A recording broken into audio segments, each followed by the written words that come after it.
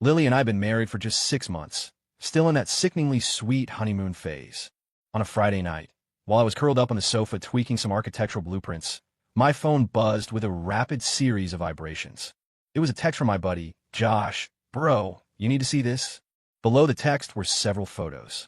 I tapped to open them, and my blood instantly turned to ice.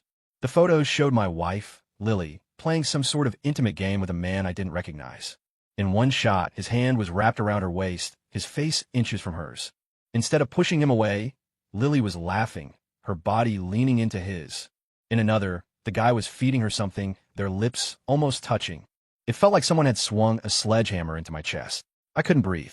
What the hell is this? My hands trembled as I typed. Josh called immediately. Caleb, I just saw it. Chloe posted it on her Instagram story, some girls' night thing. She probably deleted it by now, but I screenshotted it the second I saw it. Chloe was Lily's maid of honor and best friend. I knew she never liked me. She always acted like Lily had settled by marrying me. Where are they? I asked through gritted teeth, my voice sounding foreign to my own ears. The Platinum Lounge. The usual spot. It looked bad, man. I had to send it to you. I hung up, my mind a chaotic mess. Lily had told me she was going to a girls' gathering tonight. She'd even kissed me before leaving, promising to be back by 10. I glanced at the clock. It was only 8:30. Taking a deep breath, I dialed Lily. It rang 5 or 6 times before she picked up. The background noise was deafening, heavy bass and raucous laughter. Hey, babe, what's up? Her voice was bubbly, clearly having the time of her life. Where are you? I tried to keep my voice steady, singing karaoke with Bella and the girls, just like I told you. As she spoke, I heard people jeering and cheering in the background. Who's there? Just the girls. Who else? Her tone shifted, becoming slightly impatient. Why? Is something wrong? I stared at the photo on my phone, the stranger's hand resting possessively on my wife's waist. I felt the blood rushing to my head. When are you coming home? Soonish. We're just going to hang out a bit longer. She dragged out the vowels, whining playfully. Her usual trick to get her way. You go to sleep. Don't wait up. Love you. Before I could say another word, she hung up. I sat on the sofa, paralyzed. The apartment was terrifyingly quiet, the only sound my own ragged breathing. In 6 months of marriage, I had never doubted Lily. She was beautiful, lively, and loved to party, but I always thought she knew where the line was. I was an architect, often working late, but she never complained, always claiming to support my career. Was it all an act? My phone buzzed again. Josh, you okay, man? Need me to come over? I thought for a moment and replied, no, I can handle this. Send me every screenshot you got from that story. Who liked it? Who commented? Everything. Got it. Call if you need me. I set the phone down and walked into the bathroom, splashing ice-cold water on my face. The man in the mirror had red-rimmed eyes and a twisted expression I didn't recognize. Married only 6 months. Around 9:30, I heard the key turn in the lock. Lily hummed a tune as she walked in, cheeks flushed, clearly tipsy. Babe, you're still up? She looked surprised to see me on the sofa, then bounced over to hug me. I smelled the mixture of alcohol and cigarette smoke on her, along with a faint trace of men's cologne that wasn't mine. Have fun. I didn't hug her back. My voice was deadly calm. She finally sensed the shift in the atmosphere. Her smile faltered. Yeah, it was good. Just singing, some drinks. Bella broke up with her boyfriend, so we were cheering her up. Just girls. I stared into her eyes. She paused, her gaze flickering. Yeah, who else would be there? I unlocked my phone, pulled up the photos, and shoved the screen in front of her face. Lily's face went pale instantly. The alcohol seemed to evaporate from her system. Oh, who sent you these? So it's true. I felt my heart sinking into a bottomless pit. You're playing these kinds of games with other men? It was just for fun. Everyone was egging us on. I didn't want to be a killjoy. She rushed to explain. It's just a game, Caleb. We didn't actually do anything. Didn't do anything? I stood up abruptly, making her flinch. You let another man hold you like that? Face that close. That's your definition of nothing? Lily had never seen me this angry. Tears welled up in her eyes. I really was just playing along. Everyone plays like that. It's not just me. Everyone? Who else? She bit her lip, silent. Chloe started it? Who else? Bella? Zoe? I listed her clique. Lily lowered her head and started crying, neither denying nor confirming. Seeing her cry used to be my weakness. Usually, one tear and I'd give her whatever she wanted. But not this time. Who is the guy? I don't know him. He's a friend of Chloe's. We were just playing truth or dare. She sobbed. I let out a cold laugh. You don't know him, but you let him grab you and grind on you? Lily, do you think I'm stupid? It really was just a game. They dare me to do it with that guy. If I lost, I had to. She tried to grab my hand, but I shook her off. So you lost? You lose a game. So a stranger gets to put his hands on you? Do you have any self-respect at all? I was shouting now. Stung by my words, Lily suddenly stopped crying and looked up defensive. Caleb, that's enough. Why are you making such a big deal out of this?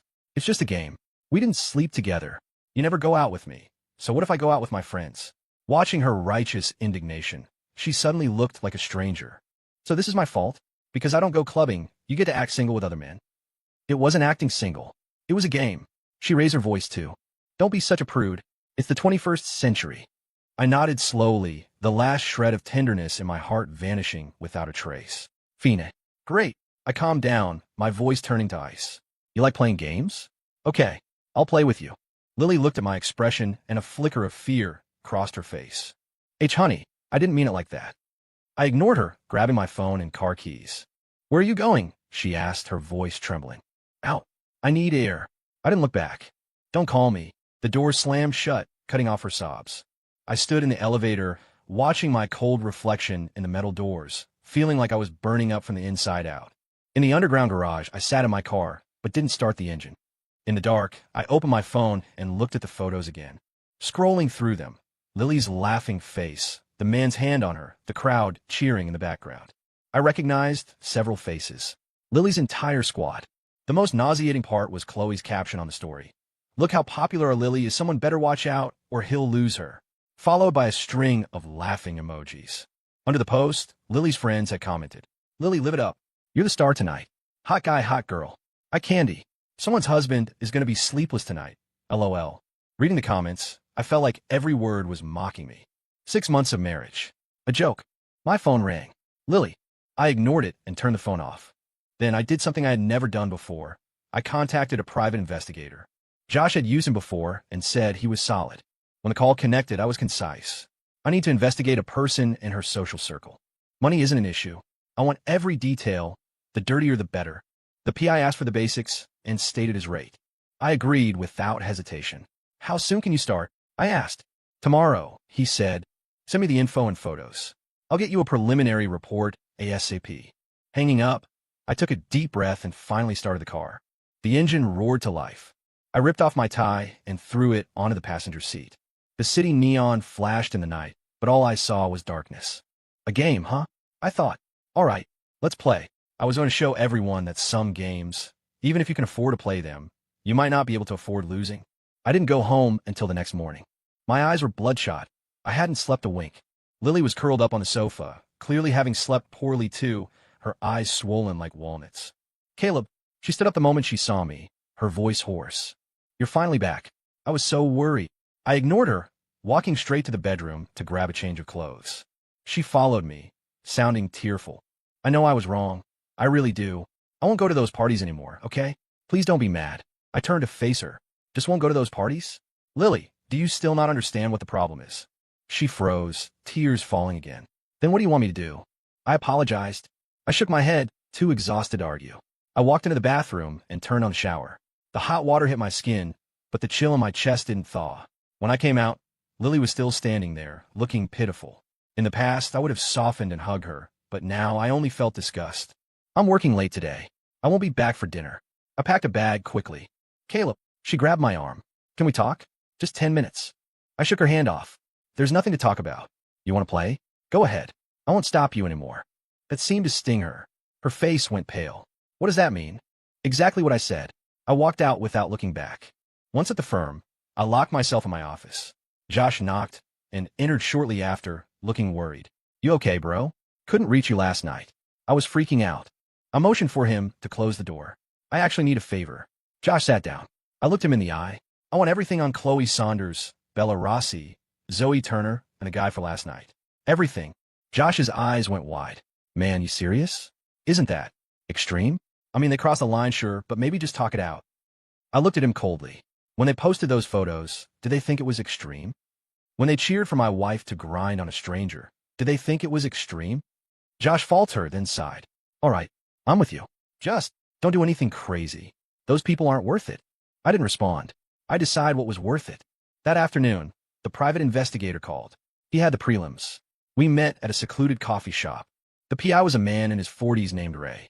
He looked so average he'd disappear in a crowd. Perfect for the job. Mr. Vance, here's the initial report. He handed me a folder.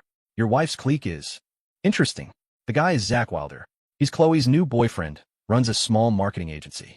Has some money, loves to party. I opened the folder. Basic info, workplaces, addresses, and some checkered history for each of them. Ray continued. My team is digging deeper, especially into financials and private lives. People who play hard usually have dirty laundry. I nodded. Fast as you can. Money is no object. I want things that can ruin reputations. Ray smirked. Understood. I see these types all the time. Shiny on the outside, rotten on the inside. Give me a week, I'll turn their lives inside out. Leaving the cafe, I felt better. Having a target helped. For the next few days, I went to work and maintained basic communication with Lily at home, but I slept in the guest room. She tried apologizing, pouting, throwing tantrums, even threatening to go back to her parents, but I was unmoved. My heart had turned to stone. Friday night, Ray called again. Mr. Vance, we got gold. It's better than I thought. We met again. The file was much thicker this time. Let's start with Chloe Saunders, Ray said, pulling out some papers. Your wife's best friend is a piece of work. She works at a bank, but she's been borrowing from client accounts for short-term crypto investments. The deficit is at least this much. He tapped a figure. I raised an eyebrow. Proof. Gathering it now.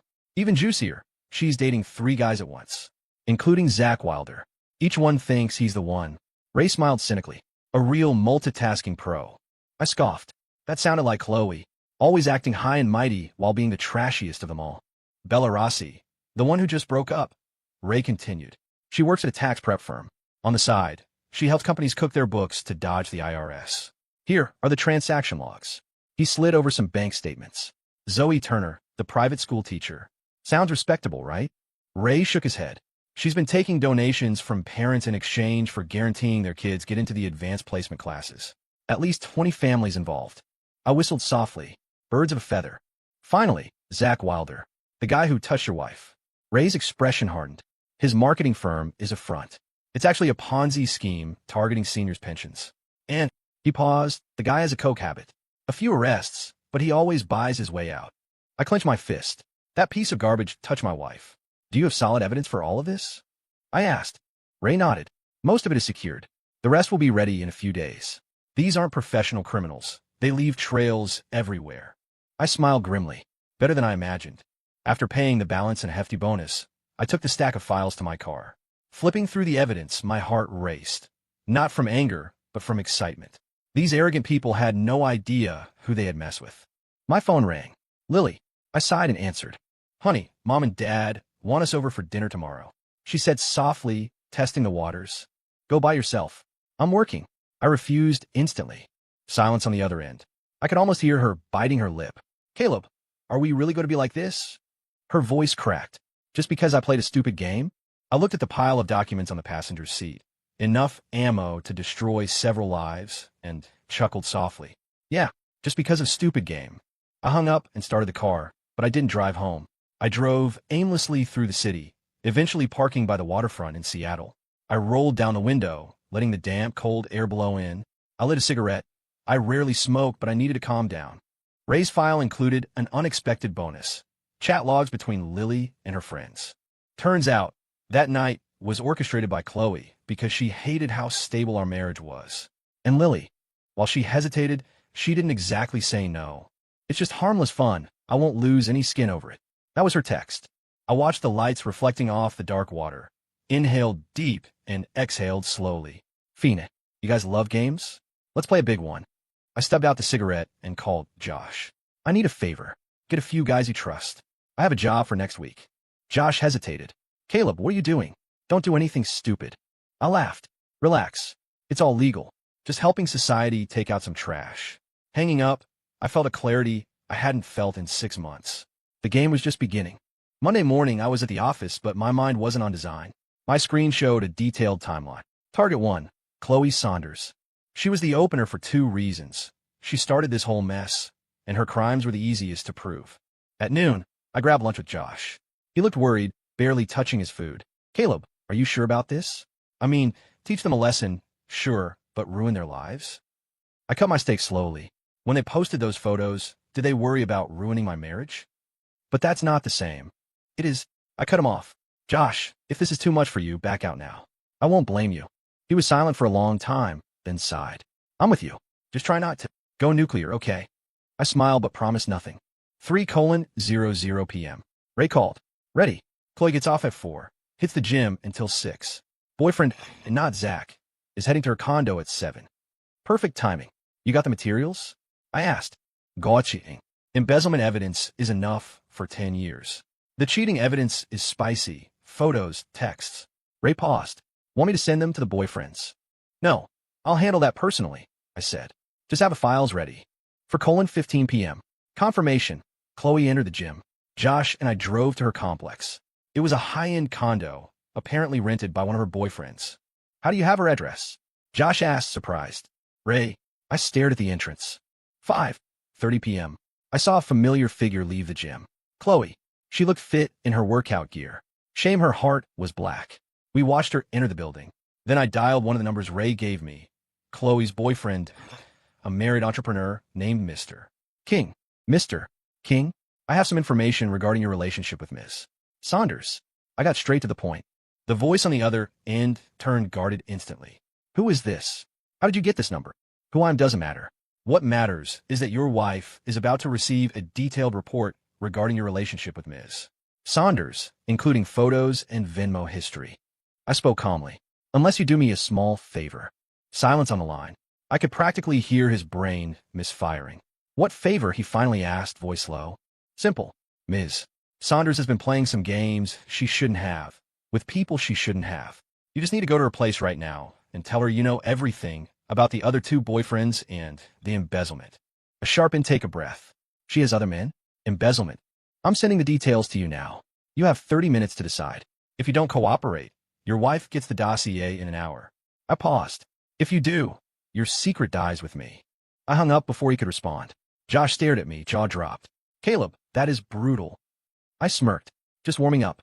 6:00 p.m. sharp. A black Mercedes screeched to a halt at the gate.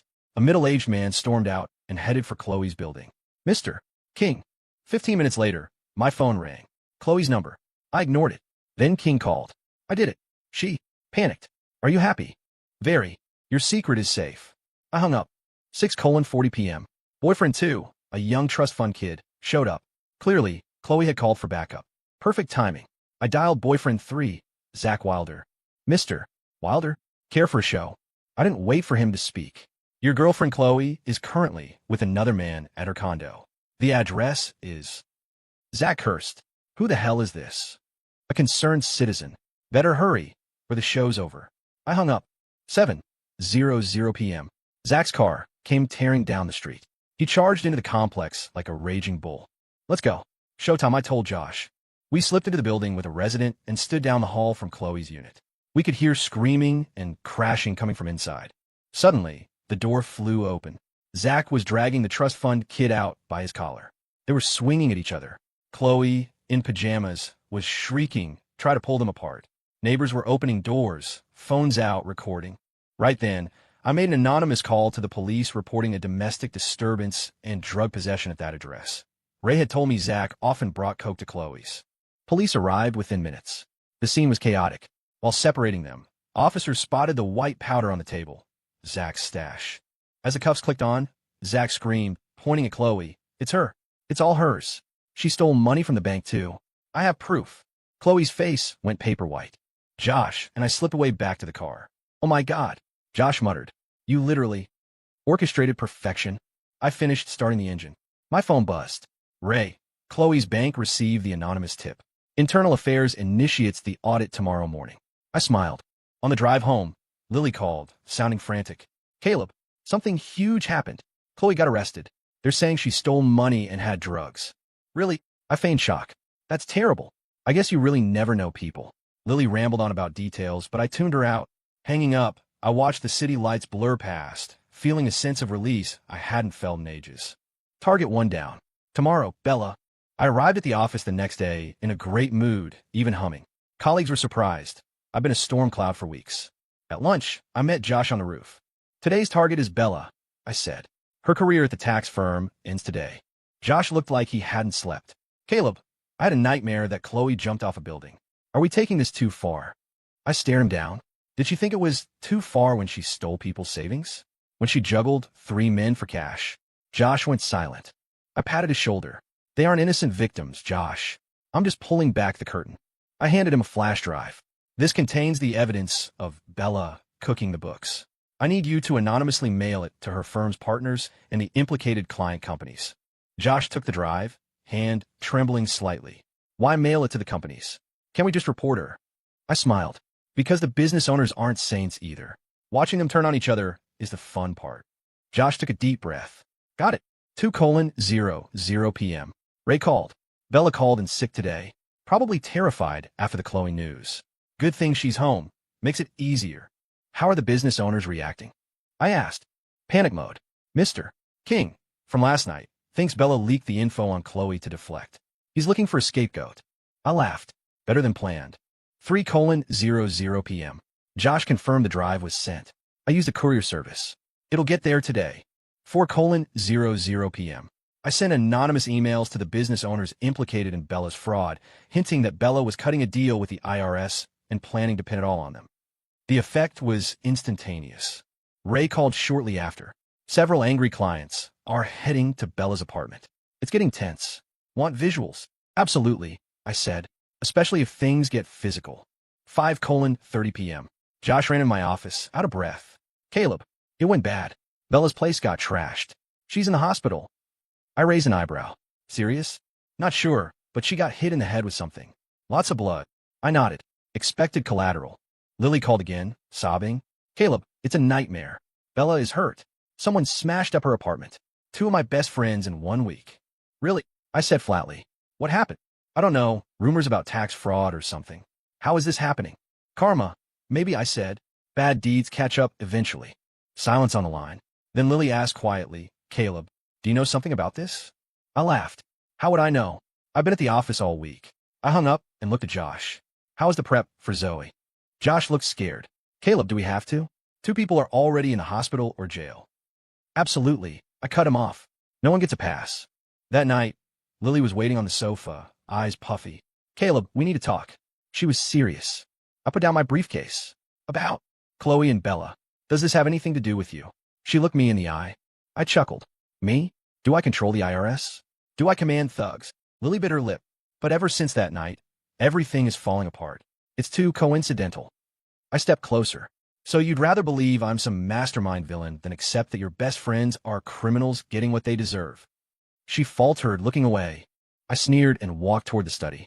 Don't forget, these are the friends who cheered you on while you ground on a stranger. Are they really worth defending? Lily stood silent. I slept in the study. In the middle of the night, I got up for water and heard Lily on the balcony, whispering in her phone. Zoe, you have to be careful. I don't know, but it feels wrong. Yeah, stay home. Maybe take leave from school. I retreated into the shadows, smiling coldly. Warning Zoe? Too little, too late. Early the next morning, Ray sent an update on Zoe. She called in sick, hiding at home. But the parents she scammed are already organizing on Facebook. I replied, throw some gas on it. Leak her address and phone number. 30 minutes later, Ray called. Angry mob of parents is heading to her house. Want photos? Of course, I said, especially the shouting matches. At noon, Josh found me, face pale. Zoe is barricaded in her house. Police are there. She's being taken in for questioning. The school board just suspended her. I nodded with satisfaction. Good. Did you contact the district? Anonymous packet delivered. Bank transfers, parent testimonies. Josh's voice was low. She'll never teach again. I patted his shoulder. Good work. The kids are safe from her now. Josh looked at me, eyes complicated. Caleb, we're getting scary. I smiled. No, I'm just getting clear. That afternoon, Lily called, practically hysterical. Zoe is done too. All 3 of them in 1 week. Caleb, this has to be you. I answered calmly. Evidence? Without it, that's slander. Are your friends in trouble for things they didn't do? Did I force Chloe to steal? Did I force Bella to cook books? Did I make Zoe take bribes? Only sobbing came from the other end. I softened my tone slightly. Lily, wake up. These people aren't your friends. Real friends don't encourage you to ruin your marriage for a laugh. But that night, I was just drunk. I didn't mean to. The problem isn't that you were drunk, I interrupted. It's the company you keep. Now, they're facing the consequences and you're blaming me. She had no answer and hung up. I stared at the phone, feeling nothing. 1 target left. Zach Wilder, the man who put his hands on my wife. I called Ray. What's the status on Zach? In custody, but likely to make bail soon. His fraud history is dug up. Plenty of victims. Not enough, I said. I want him buried. Ray chuckled darkly. Thought so. I found a few families he destroyed.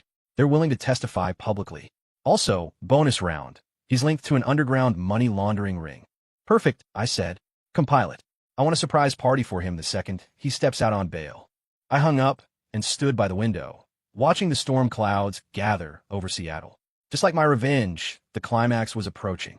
Zach made bail a day early. Ray tipped me off immediately. He's heading to his office around noon tomorrow to shred documents, Ray said. Some investors heard rumors and are looking for him. Are the victims' families ready? I asked. Yes. An elderly couple. He scammed their life savings. 80 grand. Their son is flying in tonight. Media. 2 papers and a local TV station. They'll be passing by. I had an idea. Does Zach have staff left? A few oblivious ones. Find a way to warn them not to come in tomorrow, I said. They don't need to be caught in the crossfire. Mr. Vance, what are you planning? Just a little welcome back party. I called Josh. One last favor. Josh sounded exhausted. Caleb, is this ever going to end? Zach is ruined already. Not enough, I said icily. He touched my wife. Remember? Silence. Pick up 2 people tomorrow noon. Drive them to Zach's office. Drop them off. Then you're done. That's it. That's it. Next day noon, I sat in a cafe across from Zach's office building. Ray had set up a fake client meeting for me nearby, giving me a perfect alibi. 11:50 a.m. Zach's car pulled in. He looked rough, but still walked with that arrogant swagger. 12:10 p.m. Josh's car arrived. An elderly couple got out. Josh pointed at the entrance, and they hobbled toward the building. 12:20 p.m. Ray texted, reporters in position. 12:30 p.m. The chaos began. Shouting erupted from the lobby. People in business suits ran out. Then Zach burst through the doors, the elderly couple clinging to him. The woman held his sleeve. The man waved a cane. Give us back our money. Thief. Our retirement. The woman's wails cut through the street noise. Zach tried to shove her away. Get off me, you crazy hag. Security. The reporters, disguised as bystanders, swarmed in, cameras rolling. The crowd grew. Zach panicked, trying to force his way to his car, but the couple held on with death grips. Suddenly, a sedan screeched to the curb. A middle-aged man jumped out, the son. You're the bastard who robbed my parents? He grabbed Zach by the collar. It devolved instantly. Shoving, punches, screaming. Security arrived, but couldn't stop it. Sirens wailed in the distance. As police cars converged, I stood up, left cash on the table, and walked out. I glanced back one last time. Zach pinned on the pavement in cuffs, the old couple weeping in their son's arms, cameras flashing. Perfect. I got in my car. Lily called, voice trembling. Zach, the guy from that night. The police just tackled him outside my building. Everyone saw it. Wow, I said. What happened? They say he stole money from old people. Someone got beat up. She was panting. It's terrifying. But why right outside my office? I chuckled softly. Coincidence? Or maybe fate? Silence. Then a whisper. Caleb, I'm scared. Everyone involved that night is gone. Am I next? I started the car. You're my wife, Lily. I'll protect you. It sounded like comfort, but we both heard the threat underneath. Driving home, I felt a surge of satisfaction. I found myself humming along to the radio. Ray called. It's done. Bail revoked. He assaulted a victim's family on camera. He's done. Press. Evening news. I made sure they mentioned his connection to Chloe and the party lifestyle. Ray paused. Left your names out of it, of course. Good. Double payment is on the way. Pleasure doing business, Mr. Vance. Scum like that needs taking out. I hung up and dialed back. The photos from that night. Are they all gone? Scrubbed. I can double check. Do it. I don't want a single pixel of that night left in existence. When I got home, Lily was pale, sitting on the sofa. She jumped up when I entered, fear in her eyes. You didn't go to work? I asked casually. I couldn't. Not after seeing that. She bit her lip. Caleb, tell me the truth. Did you do this? I dropped my keys. If I said yes, what would you do? Call the cops. She took a step back. I laughed and walked to the kitchen. I'm kidding. I'm an architect, Lily, not a mob boss. Just a run of bad luck. But the fear didn't leave her eyes. That night, the local news covered Zach's arrest. The reporter detailed the fraud, the assault, and ended with, suspect is also linked to illicit parties involving drugs and questionable conduct. Lily dropped the remote. Questionable conduct? Her voice went shrill. It was just a party. I raised an eyebrow. Just a party where you grind on strangers. She stared at me, realization dawning. It was you. You told the press that. I shrugged. I don't know any reporters. Lily bolted to the bedroom and locked the door. I stayed on the couch, watching the news, feeling incredibly light. My phone buzzed. Josh, it's done, bro. I'm out. Saw the... I replied. Understood. Thanks. You're clear. I closed my eyes. 4 targets, neutralized. But why did I feel like something was missing? All right. The enablers. The audience. The ones who laughed. The game wasn't over yet. Saturday morning. Lily was already up, making breakfast, a rare sight lately. Morning, she whispered, avoiding eye contact. Morning. I sat down, scrolling through news on my phone. Zach was front page local news. Comments were tearing him apart. Coffee. She placed a mug in front of me, hand trembling. What's the plan for today? I asked. Cleaning, maybe, she stammered. I nodded and finished my coffee. I'm heading out. I want to meet Ray one last time. The main targets were down, but the extras needed addressing. Ray handed me a thinner folder. These are the hangers-on, the ones who cheered. I flipped through it. 5 or 6 people. Any dirt. Always. This guy takes kickbacks. This girl sells counterfeit purses online. This one has a DUI warrant in another state. Good enough, I said. How do you want to handle it? Anonymous tips. No need for the theatrics this time. Ray nodded. I paid him the final balance. Thanks, Ray. He pocketed the check. Mr. Vance, if I may ask, your wife, what's the plan there? I stared at him. Meaning, she agreed to the game. Ray said simply, she was a participant. I paused. She's different. She's mine. I handle her my way. Ray nodded and left. I didn't go straight home. I bought tiramisu, Lily's favorite. A strange conflict warred in me. The urge to punish her versus the urge to protect her. When I got home, Lily was on the phone. Mom, it's fine. Just some friend drama. No, Caleb is great. She hung up quickly when I entered. Who was that? My mom. She saw the news. I held up the cake box. Tiramisu. She looked shocked. That afternoon, we watched a movie.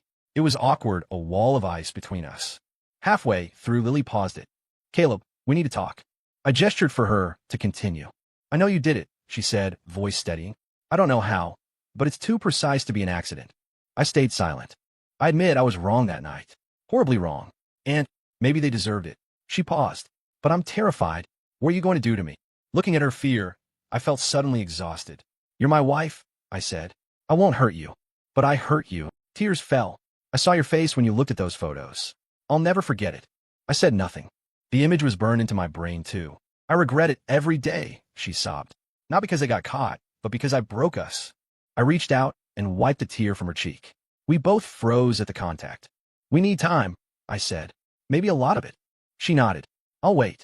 Sunday morning, Josh called. Caleb, Chloe is in the ER. Suicide attempt. I sat up. When? Last night. Pills. She's critical. Josh sounded accusing. We pushed her too far. We didn't force the pills down her throat, I said coldly. But if she hadn't stolen money and cheated on 3 men, would we be here? I cut him off. Choices have consequences. Josh breathed heavily. Which hospital? I asked. I got dressed. Lily woke up. What's wrong? Chloe tried to kill herself. Lily turned white. Oh God. I'm going to check. I'm coming too, she said.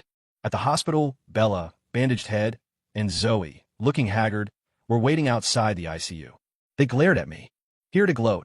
Bella spot. I ignored her and asked the nurse. Critical, but stable, she said. Lily started crying. Zoe hugged her. The doctor came out. Family. Friends, Bella said. She's stable. But the doctor hesitated. She was pregnant. About 4 weeks. She lost it. Silence engulfed the hallway. Lily gripped my arm. Pregnant? Whose? King's? Zach's. The trust fund kids. Looking at the closed doors, doubt finally crept in. Did I go too far? But I shook it off. They planted the seeds. They ate the fruit. Still, seeing Lily's face, I knew the shadow of this night would hang over us forever. Was I winning or losing? Chloe survived, but was transferred to a psych ward. Word got out about the miscarriage, though the father remained a mystery.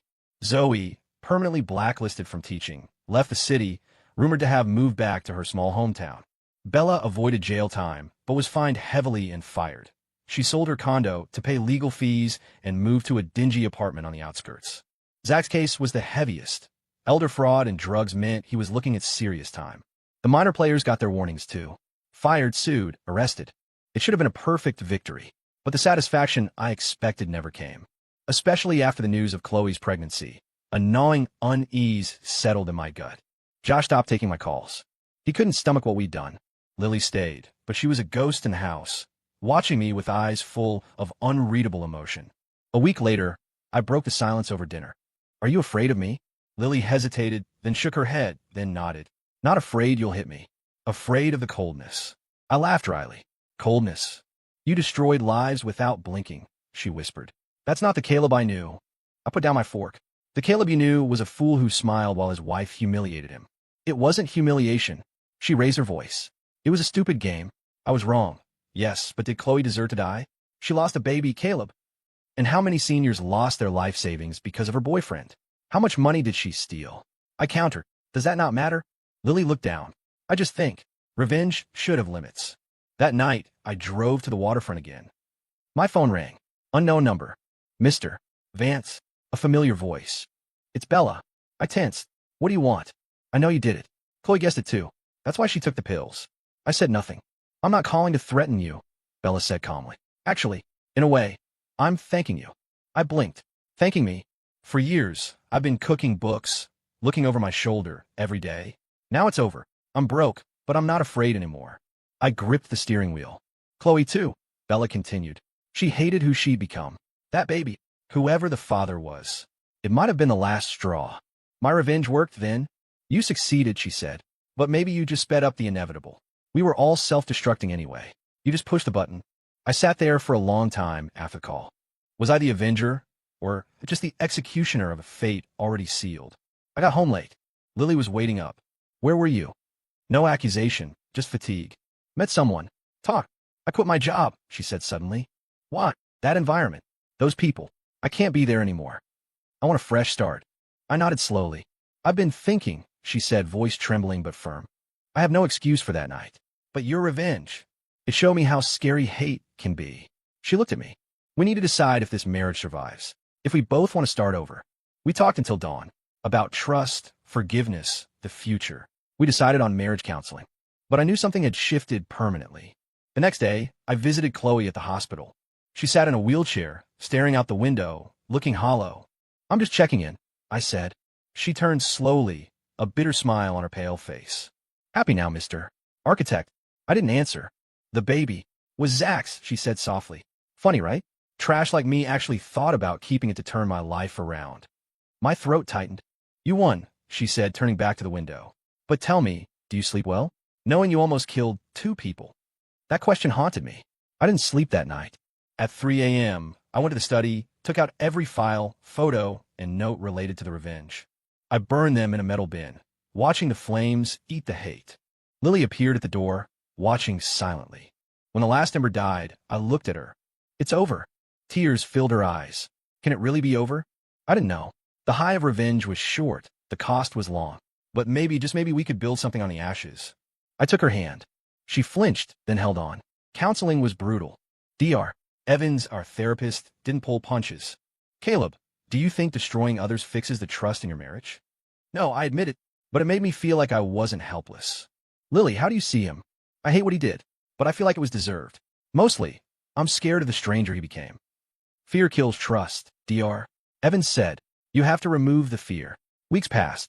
It was like debriding a wound, painful, bloody, necessary. I learned to voice hurt instead of rage. Lily learned accountability. Nightmares plagued us both. I saw Chloe's face. Lily dreamed of my cold stare. One night, she woke up sobbing. "I'm sorry." "I'm so sorry." I woke her gently. She clung to me. "I dreamt of that night, seeing your heart break." I held her. It was the first intimacy we'd had in months. Slowly, the ice began to melt. Josh finally called me. "I'm gonna be a dad," he said. "My wife is 3 months along." "Life goes on," he added, a note of forgiveness in his voice. I congratulated him, genuinely. Chloe went to a long-term care facility. I anonymously paid a chunk of the bill. Guilt money? Maybe. Bella got 3 years probation. She texted me. "Starting over? Thanks." I deleted it but felt a weight lift.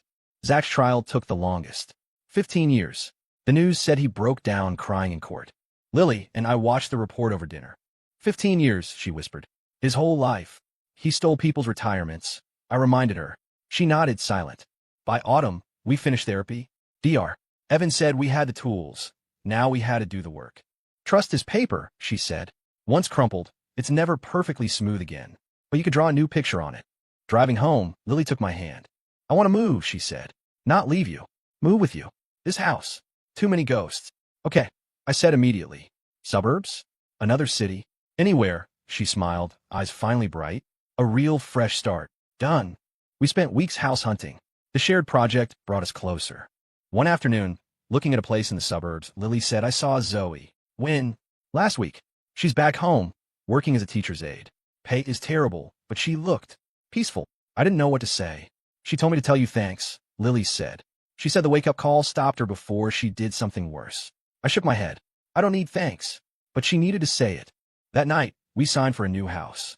It had a garden and tons of light. I want a baby, Lily said suddenly as I signed the papers. I looked up stunned. Not today, she added quickly, but when we're stable. I hope someday we can be parents. Better parents. I hugged her, feeling warmth I hadn't felt in a year. Before the move, I visited Chloe one last time. She looked better. You came, she said. I'm moving, I told her. To the suburbs? She guessed. Good for you. Are you okay regarding the bills? Friends chipped in, and I know about your anonymous donation, she smiled faintly. Bella told me. You aren't totally heartless. I hated you, I said honestly. I know, but now, thanks. If not for you, I'd still be drowning. Can you and Lily make it? She asked as I left. We're trying. Good luck. Driving home, I felt peace. Real peace. Lily was packing books when I got back. She held up our wedding album. Can we ever get back to this? I took the album. Not exactly this. Maybe something better. She leaned on my shoulder. Outside, the sun set on our old life. Tomorrow, we ran toward the new one. In the ashes, we found a spark. Move-in day was crisp and clear. Josh came to help, seeing me for the first time in months. You look good, he said, smiling. You too, Dad-to-be. Lily smiled at the mention of a baby. The new house was smaller, but free of memories. Fresh start, Lily said, standing in the empty living room. I hugged her from behind. Like it, love it. She turned and kissed me. Our first real kiss. That night, amidst boxes, we ate takeout pizza. To new beginnings, she toasted with a beer. To us. Tipsy, she asked the question I feared. Do you regret it? The revenge. I thought hard. Partially, I regret becoming that cold person. But I don't regret that they faced justice. She nodded. I wonder sometimes if I just said no instantly that night. No what-ifs. I squeezed her hand. Only what's next? We slept soundly. No nightmares. Days turned into weeks. I traveled for work. Lily started a job in a totally new field. We were rebuilding. In early December, we heard Chloe was recovering well. Bella was working as a clerk. Zoe sent a photo of her kindergarten class. Everyone was rebooting. Christmas Eve, we had Josh and his pregnant wife over. Lily watched her bump with longing. So, you guys really made it? Josh asked me quietly. Work in progress, I smiled. But worth it. After they left, we exchanged gifts by the tree. I gave her a necklace with a tree of life pendant. She gave me a fountain pen. I have to tell you something, she said, serious. My stomach dropped. I'm pregnant, she whispered. Confirmed 2 weeks ago. I froze, then spun her around in joy. Really? She laughed, crying. I hope it's a girl. We'll teach her respect. For others and herself. We stayed up late planning names at the nursery. Late that night, I stood on the balcony. The stars were clear. From that dark night at the club to this moment, it felt like a lifetime. Revenge didn't fix me, but it cleared the rot so we could build again. I heard Lily murmuring in her sleep. Happy sounds this time. I went back inside and touched her stomach. I'll be a good father, I promised. And a better husband. Christmas morning. Sun flooded the room. I brought her breakfast in bed. Merry Christmas, I kissed her. Merry Christmas, she smiled. New year, new life. Yes, a new life. Not perfect, but real. We lost our innocence, but gained wisdom. Standing by the window, watching the light snow, I felt the storm was finally over. The ground was tilled, ready for planting. Lily hugged me from behind. What are you thinking about? Our future, I said. It's going to be good. She hummed a Christmas song against my back. We had finally, truly, started over. Not going back, but moving through. Scarred but standing. And that was the best beginning we could ask for. Story complete.